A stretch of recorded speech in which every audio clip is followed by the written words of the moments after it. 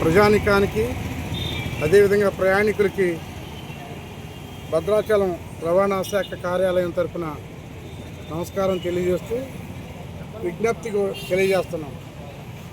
అదేవిధంగా ఈ యొక్క టూరిస్ట్ బస్సులు లేదా సీసీ బస్సులు నడిపే ఆపరేటర్స్కి డ్రైవర్లకు కూడా విన్నపము, సూచన, హెచ్చరిక కూడా. మనల్ని నమ్మి ప్రయాణికులు డబ్బులిచ్చి వాళ్ళు ప్రయాణాలు వాళ్ళ గమ్యస్థానాలకు చేరాలని మన బస్సులు ఎక్కడం జరుగుతుంది. అయితే మనం వాళ్ళని భద్రంగా వాళ్ళ గమ్యస్థానాలకు చేర్చాల్సిన బాధ్యత ప్రతి ఒక్కరిపైన ఉన్నది. కాబట్టి ఆ యొక్క బస్సుల యాజమాన్యాలు కానీ డ్రైవర్లు తగు జాగ్రత్తలు తీసుకోవాల్సిన బాధ్యత ఉంది.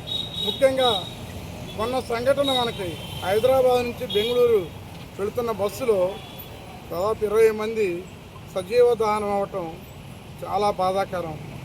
ఒక్కొక్క కుటుంబంలో ఒక్కరు, ఇద్దరు, ముగ్గురు, నలుగురు కూడా చనిపోవటం చాలా హృదయ విదారకమైన సంగతి. ముద్దలైపోయారు, గుర్తుపట్టడానికి వీలేని పరిస్థితి.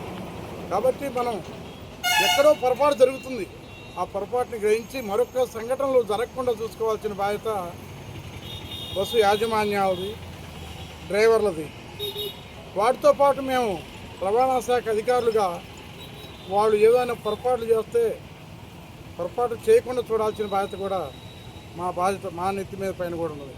కాబట్టి మేము ప్రతి ఒక్కరిని కోరేది ఏంటంటే, బస్సులో ప్రయాణికులు ఎక్కిన అనంతరం ప్రతి ప్రయాణం కూడా వాళ్ళకి కొత్తదని ఎక్కడంతో వాళ్ళని జాగ్రత్తగా ఏదన్నా సంఘటన జరిగినప్పుడు ఎలా ఉండాలో వాళ్ళని ఎడ్యుకేట్ చేయాల్సిన, అవగాహన కల్పించాల్సిన బాధ్యత డ్రైవర్లది. ఇద్దరు డ్రైవర్లు ఉంటారు, ఇద్దరు డ్రైవర్లు కూడా పూర్తిగా అవగాహన ఉండాలా, చెప్పే విధానం తెలిసి ఉండాలా.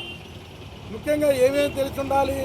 బస్సులో ప్రయాణికులు ఎక్కినప్పుడు ఏదన్నా అనుకొని ప్రమాదం వచ్చినట్లయితే ప్రతి సీటు దగ్గర ఒక హ్యామర్ స్విచ్ ఉంటుంది. ఆ గ్లాసుని పగలగొట్టి, అద్దాన్ని పగలగొట్టి వాళ్ళు ప్రాణాలను రక్షించుకోవచ్చు అనే సంగతి వాళ్ళకి తెలియటం. అదేవిధంగా వెనక వైపు ఎమర్జెన్సీ డోర్, అత్యవసర ద్వారం ఉంటుంది, దాన్ని ఓపెన్ చేసుకొని దిగి వాళ్ళ ప్రాణాలను కాపాడుకోవాలనే విషయం వాళ్ళకి తెలిసి ఉండాలి. అయితే డ్రైవర్ కూడా లోపల ఉంటాడు, కానీ డ్రైవర్ని అందరినీ అలర్ట్ చేసి అంతసేపట్లో స్వతహాగా వాళ్ళు కూడా తెలుసుకున్నట్లయితే ఎవరి వంతు వాళ్ళు ఆ క్షణంలో ఆ భయంకరమైన ఆందోళన సమయంలో సరైన సమయంలో తీసుకొని ప్రాణాలను కాపాడుకునే అవకాశం ఉంటుంది. కాబట్టి ప్రతి ఒక్కరు కూడా, అదేవిధంగా ఫైర్ ఎక్స్టింగ్విషర్స్, మంటలు ఆర్పే యంత్రాలు ఉంటాయి, వాటిని కూడా వాళ్ళు ఎప్పుడు కూడా కండిషన్లో ఉంచుకోవాలి. దానికి కావాల్సిన రసాయనం, కెమికల్స్ని కూడా నింపుకొని ఉంచుకోవాల్సిన బాధ్యత ఉంది. వాటిని ఆపరేట్ చేయడం కూడా తెలిసి ఉండాలి. అదే తెలిసి ఉండటం ప్రయాణికులు ఎక్కినప్పుడే కాదు, ఆ ప్రమాదం జరిగినప్పుడు కూడా వీళ్ళందరూ కూడా ప్రయాణికుల్ని అలర్ట్ చేసి త్వరగా, ఎంత వీలైతే అంత త్వరగా వీళ్ళని ప్రాణాల నుంచి కాపాడాల్సిన బాధ్యత డ్రైవర్లుగా, వాళ్ళు ఒక మనుషులుగా తోటి మనుషులు కాపాడాలనే జ్ఞానం ఉండాల్సిన బాధ్యత ఉంది. అదేవిధంగా మేనేజ్మెంట్స్ కూడా, యొక్క యాజమాన్యాలు కూడా కావాల్సిన సౌకర్యాలని తప్పనిసరిగా ఏర్పాటు చేయాలి. ఇప్పుడు మేము 1-2 అడుగుతుంటే మేము సొంతంగా నిర్ణయం తీసుకోలేం కదండి. వాళ్ళు మా యాజమాన్యాలతో మాట్లాడాలా, యాజమాన్యాలతో మాట్లాడి మేము నిర్ణయం తీసుకోవాలంటున్నారు. మరి వీళ్ళు చెప్పడంలో లోపం వాళ్ళకి తెలియదా?